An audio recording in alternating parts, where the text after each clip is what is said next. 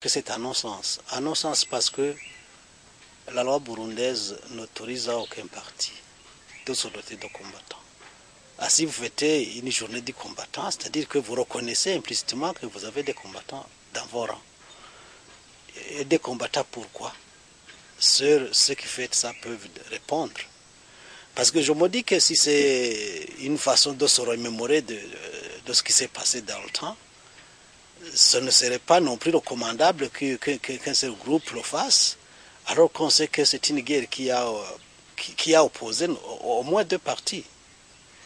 Si le CNDD-FDD a combattu contre quelqu'un et qu'on décide de commémorer ces combattants-là, autant mieux le faire pour l'autre camp aussi. Autant en faire une fête nationale, si besoin il y avait. Mais je juge qu'il n'est même pas besoin de faire ça parce qu'il y a quelques années, il existait une fête des forces armées du Burundi. Que les gens me comprennent, ce n'est pas que je veux dire que c'était une fête des ex-FAB, comme on disait, mais c'était une fête nationale parce que les forces de l'ordre étaient des forces de l'ordre nationales. Aujourd'hui, on a une police, on a une armée. Depuis que l'on a été à Arusha, cette fête des forces armées a été abolie. Si on en a aboli alors pour les forces de l'ordre régulières, comment est-ce qu'un parti peut se lever et prétendre qu'on va commémorer les combattants une semaine durant?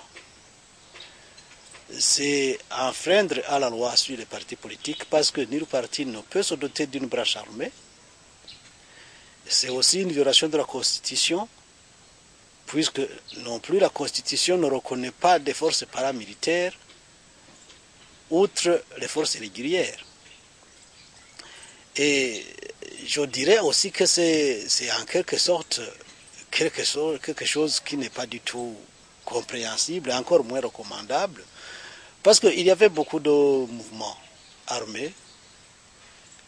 Si chaque mouvement maintenant devait organiser pareille festivité, quel désordre, quel chaos pourrait générer ce genre de commémoration ou de manifestation?